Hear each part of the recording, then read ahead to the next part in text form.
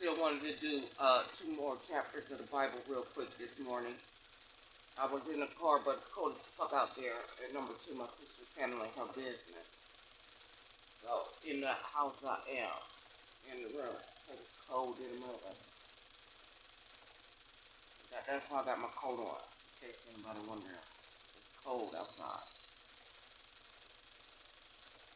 Genesis 41.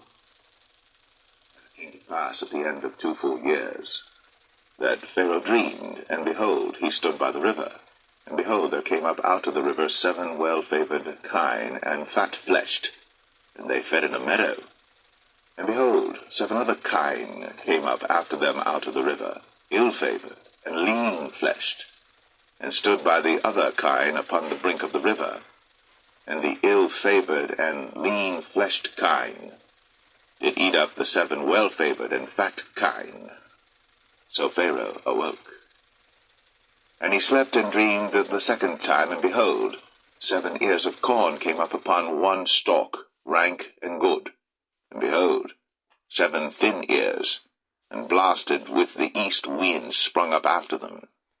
And the 7 thin ears devoured the 7 rank and full ears. And Pharaoh awoke, and behold, it was a dream. And it came to pass in the morning that his spirit was troubled, and he sent and called for all the magicians of Egypt, and all the wise men thereof. And Pharaoh told them his dream, but there was none that could interpret them unto Pharaoh. Then spake the chief butler unto Pharaoh, saying, I do remember my faults this day. Pharaoh was wroth with his servants, and put me in ward of the captain of the guard's house, both me and the chief baker. And we dreamed a dream in one night, I and he. We dreamed each man according to the interpretation of his dream. And there was there with us a young man, an Hebrew, servant to the captain of the guard. And we told him, and he interpreted to us our dreams. To each man according to his dream he did interpret. And it came to pass, as he interpreted to us, so it was. Me he restored unto mine office, and him he hanged. Then Pharaoh sent and called Joseph, and they brought him hastily out of the dungeon. And he shaved himself, and changed his raiment, and came in unto Pharaoh. And Pharaoh said unto Joseph, I have dreamed a dream, and there is none that can interpret it.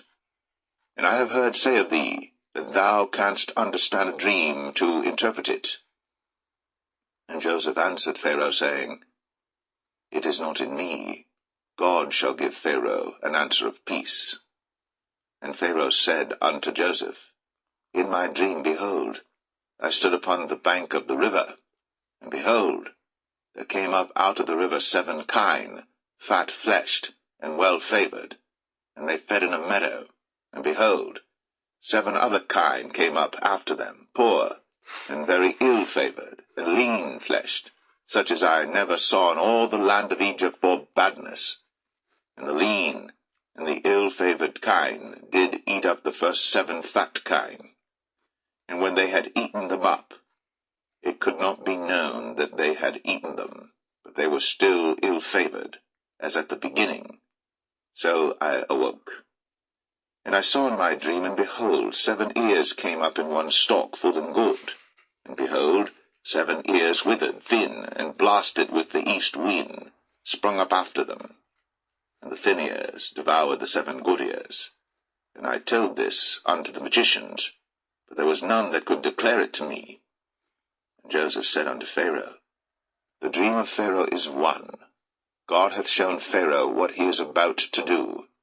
The 7 good kine are 7 years, and the 7 good ears are 7 years. The dream is one.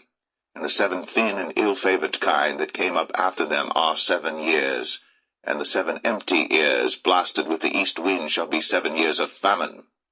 This is the thing which I have spoken unto Pharaoh. What God is about to do, he showeth unto Pharaoh. Behold, there come 7 years of great plenty throughout all the land of Egypt, and there shall arise after them 7 years of famine, and all the plenty shall be forgotten in the land of Egypt, and the famine shall consume the land, and the plenty shall not be known in the land by reason of that famine following, for it shall be very grievous.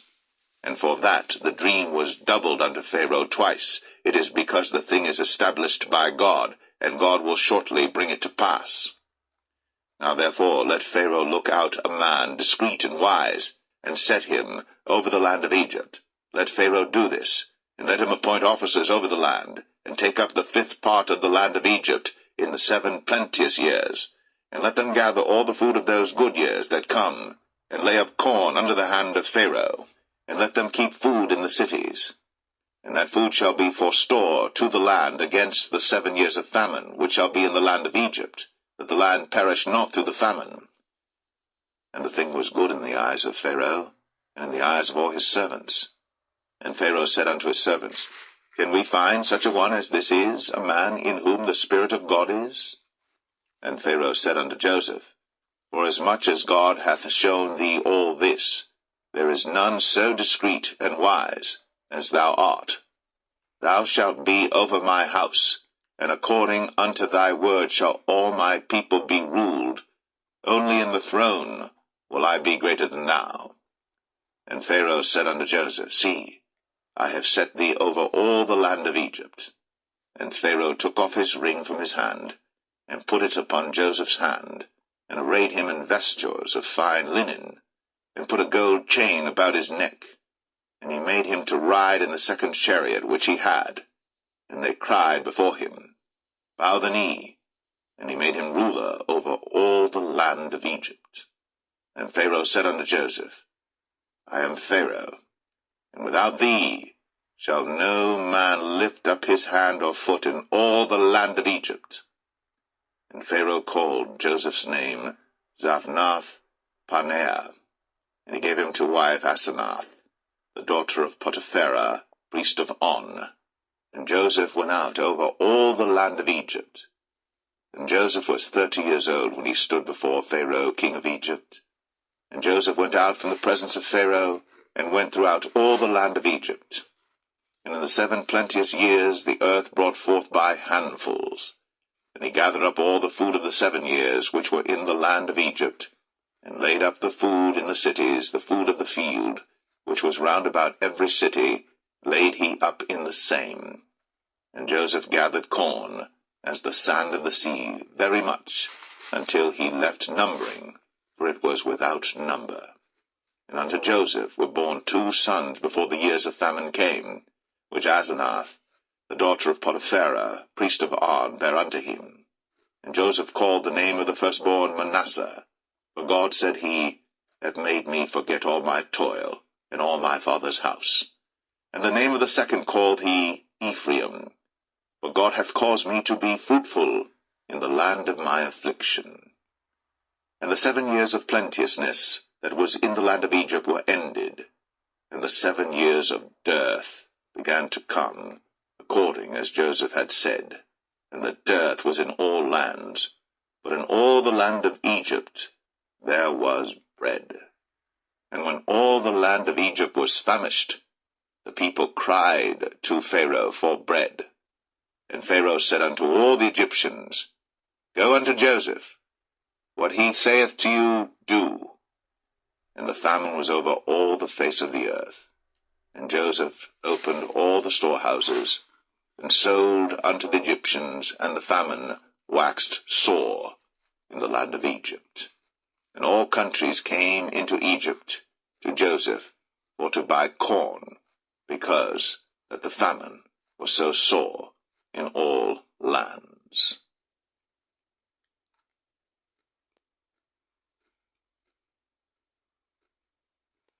Genesis 42. Now when Jacob saw that there was corn in Egypt, Jacob said unto his sons, Why do you look one upon another? And he said, Behold, I have heard that there is corn in Egypt. Get you down thither, and buy for us from thence, that we may live and not die. And Joseph's 10 brethren went down to buy corn in Egypt. But Benjamin, Joseph's brother, Jacob sent not with his brethren, for he said, Lest peradventure mischief befall him. And the sons of Israel came to buy corn among those that came, for the famine was in the land of Canaan. And Joseph was the governor over the land, and he it was that sold to all the people of the land. And Joseph's brethren came, and bowed down themselves before him with their faces to the earth. And Joseph saw his brethren, and he knew them, but made himself strange unto them, and spake roughly unto them. And he said unto them, Whence come ye? And they said, From the land of Canaan, to buy food. And Joseph knew his brethren, but they knew not him. And Joseph remembered the dreams which he dreamed of them, and said unto them, Ye are spies. To see the nakedness of the land ye are come. And they said unto him, Nay, my lord, but to buy food are thy servants come. We are all one man's sons. We are true men. Thy servants are no spies. And he said unto them, Nay, but to see the nakedness of the land ye are come. And they said, Thy servants are 12 brethren, the sons of one man in the land of Canaan. And behold, the youngest is this day with our father, and one is not. And Joseph said unto them, That is it that I spake unto you, saying, Ye are spies. Hereby ye shall be proved. By the life of Pharaoh ye shall not go forth hence, except your youngest brother come hither. Send one of you, and let him fetch your brother, and ye shall be kept in prison, that your words may be proved, whether there be any truth in you, or else by the life of Pharaoh surely ye are spies. And he put them all together into ward 3 days. And Joseph said unto them the 3rd day, This do and live, for I fear God. If ye be true men, let one of your brethren be bound in the house of your prison. Go ye, carry corn for the famine of your houses. But bring your youngest brother unto me, so shall your words be verified, and ye shall not die. And they did so. And they said one to another, We are verily guilty concerning our brother, in that we saw the anguish of his soul when he besought us, and we would not hear. Therefore is this distress come upon us. And Reuben answered them, saying, Spake I not unto you, saying, Do not sin against the child? And ye would not hear. Therefore, behold, also his blood is required. And they knew not that Joseph understood them, for he spake unto them by an interpreter. And he turned himself about from them, and wept, and returned to them again, and communed with them, and took from them Simeon, and bound him before their eyes. Then Joseph commanded to fill their sacks with corn, and to restore every man's money into his sack, and to give them provision for the way. And thus did he unto them. And they laded their asses with the corn, and departed thence. And as one of them opened his sack, to give his ass provender in the inn, he espied his money, for behold, it was in his sack's mouth. And he said unto his brethren, My money is restored, and lo, it is even in my sack. And their heart failed them, and they were afraid, saying one to another, What is this that God hath done unto us? And they came unto Jacob their father unto the land of Canaan, and told him all that befell unto them, saying, The man who is the Lord of the land spake roughly to us, and took us for spies of the country. And we said unto him, We are true men, we are no spies. We be 12 brethren, sons of our father, one is not, and the youngest is this day with our father in the land of Canaan. And the man, the Lord of the country, said unto us, Hereby shall I know that ye are true men. Leave one of your brethren here with me, and take food for the famine of your households, and be gone. And bring your youngest brother unto me.